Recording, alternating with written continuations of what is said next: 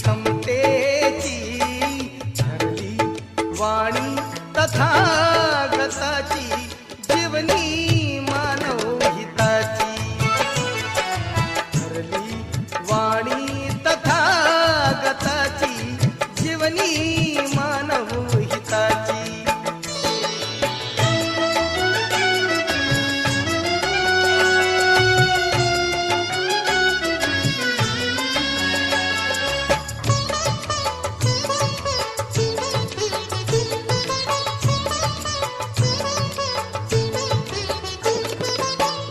नदी साठी तुम्ही रक्त का सांडता, आपसामध्ये